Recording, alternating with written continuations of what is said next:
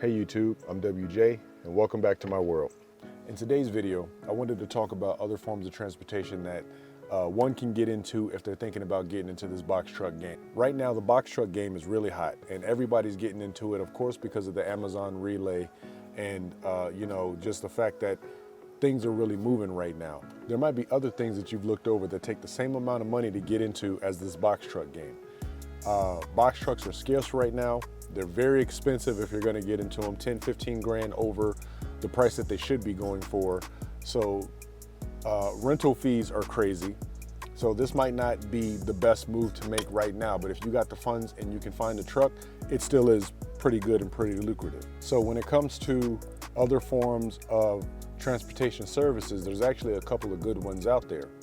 The first one I want to discuss is expediting service. The barrier for entry for expediting is much lower. Sprinter vans versus box truck, no ELDs, no time to run. You can run as long as you want, and you still can make, if with the right contracts or the right loads, you still can make pretty much the same as a box truck can.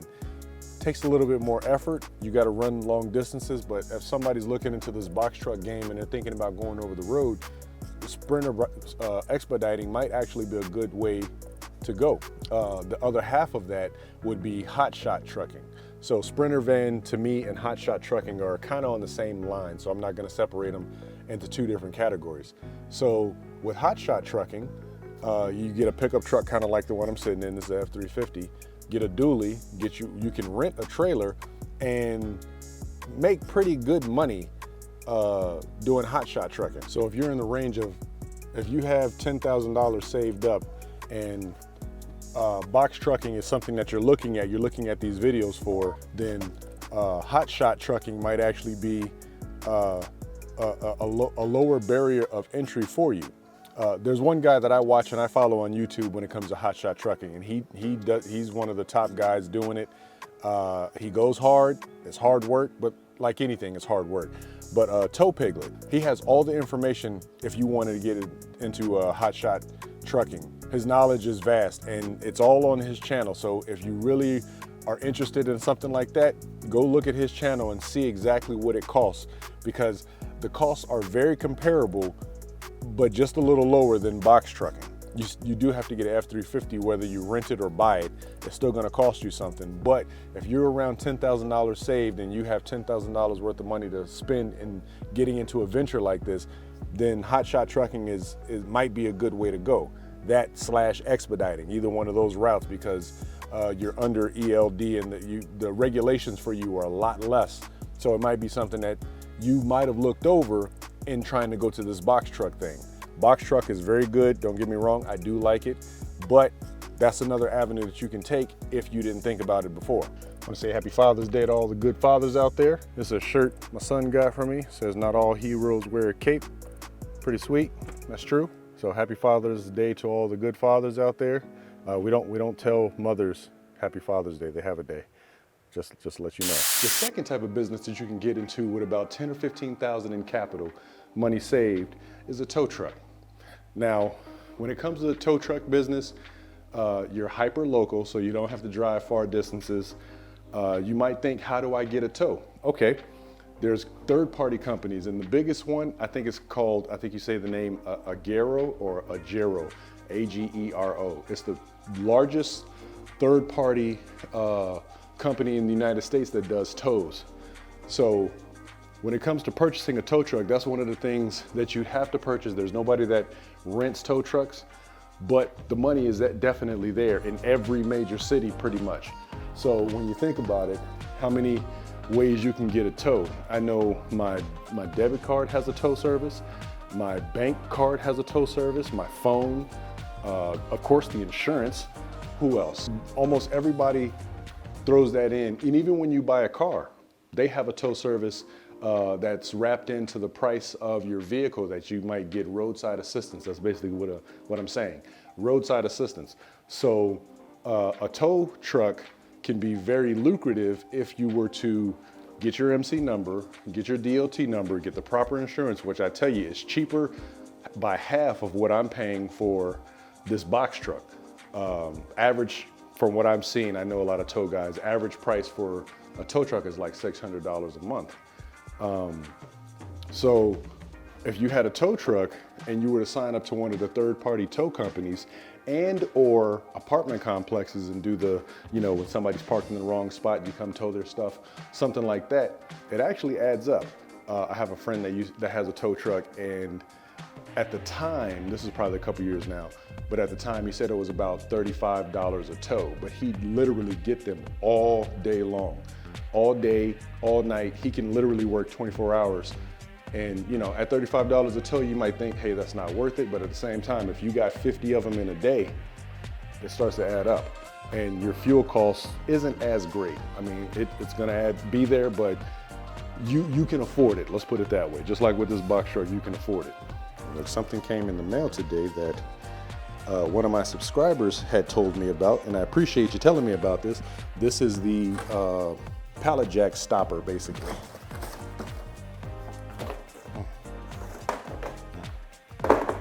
See, I listen. So stop my pallet jack back here from thumping around as I'm moving.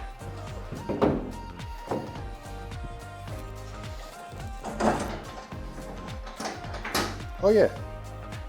So while I got it strapped up, it can stop flapping back and forth the way it does, because I usually hear it bumping as I slow down and accelerate. I usually don't have it that close to the wall, but that's neither here nor there. Okay, I'm out here in the backyard. It's kind of hot out here. Had to do some dad grass cutting.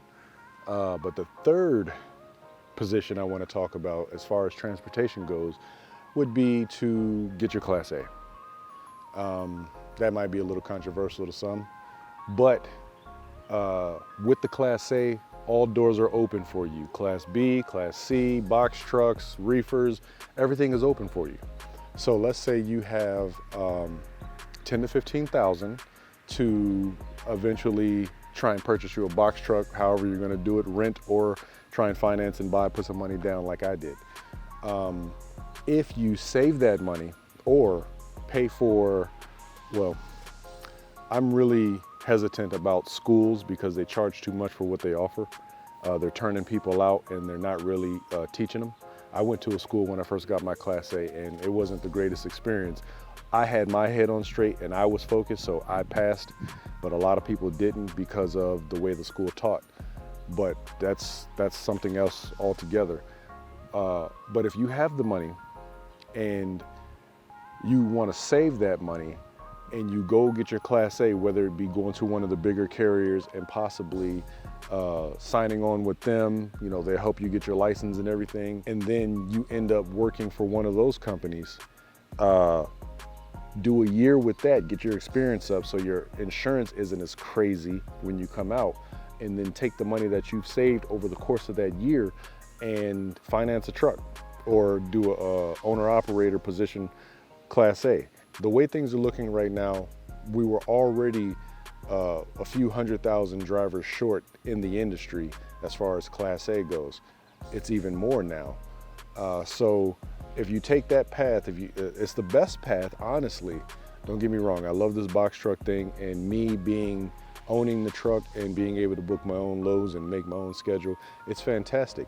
But if you're not in that position yet, because I get a lot of questions on which way should you go, or not finding a truck, or brokers and things, new authority, you literally can start all of that right now, go drive for somebody, and then after a year, start your own motor carrier because you've already applied for it and everything.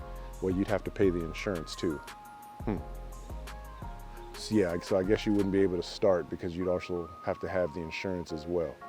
But if you still get to go the Class A route, get with one of the giant carriers and become an owner-operator, you can start the process still, and it still would be more lucrative. Like the jobs that I see on Amazon for relay, for tractor trailer for the same distance is paying double to triple versus a box truck. It's night and day.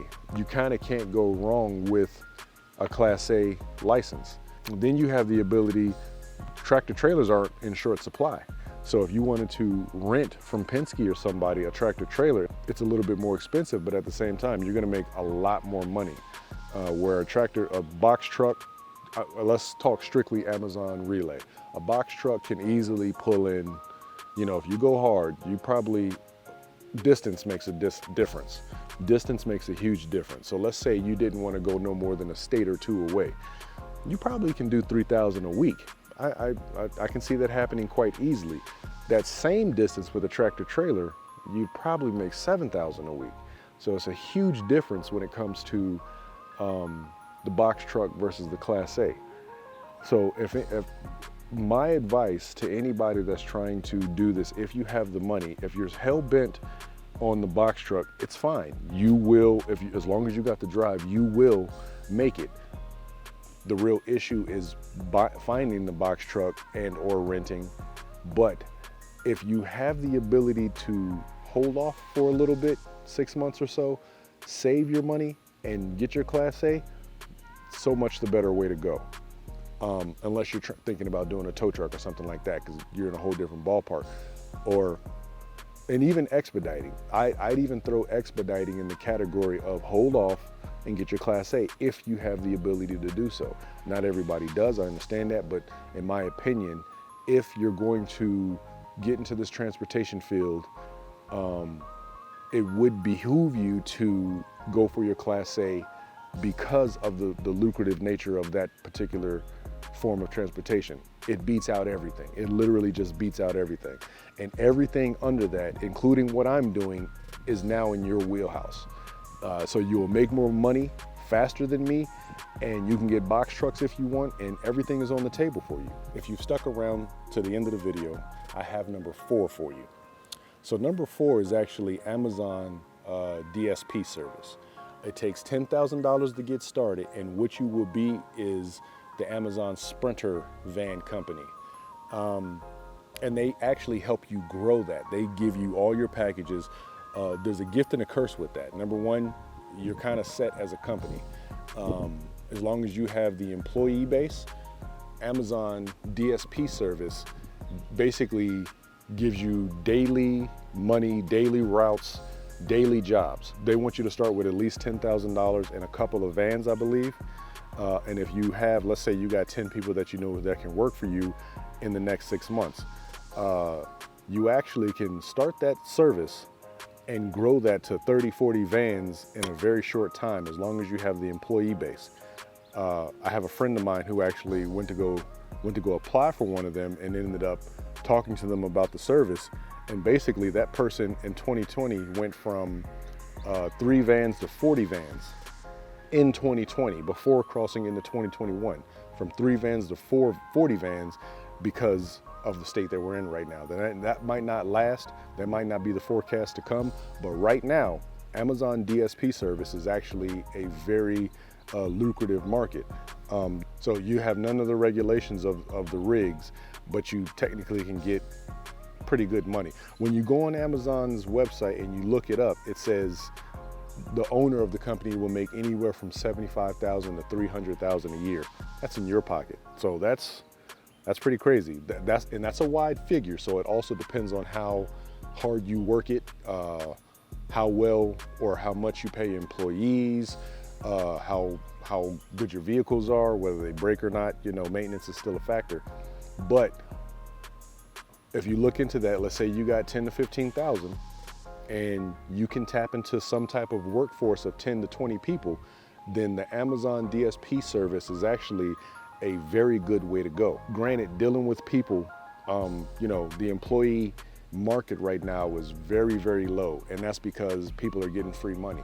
So it's kind of hard to get people to get on board to go get a job when they're making more sitting at home. That's my 4 transportation businesses right now. I have some more in store, but that's just the tip of the iceberg. Hopefully you guys found this video helpful. Please give it a like and subscribe to the channel. And I'm gonna start saying my new slogan. Yeah, I'm gonna start saying it right now. Be the change you wanna see. Starts with the man in the mirror, but my slogan is be the change that you wanna see. I wanna see people make it out here, so I have to be the change to help people make it out here. So whatever I can do, hit me in the comment section. You know, I get back to everybody. I get back to everybody as quick as I can. Let me know if you got any questions, any concerns. For those out there that's trying to purchase a truck, I'm still waiting on my contacts. As soon as I get my contacts up, I will update my information and put it out in the video, so the guy that I got my truck from, people can actually contact him, because he had like 15 trucks. So I'll try and get that information back out, so because for some reason the number's not working, and I checked it myself.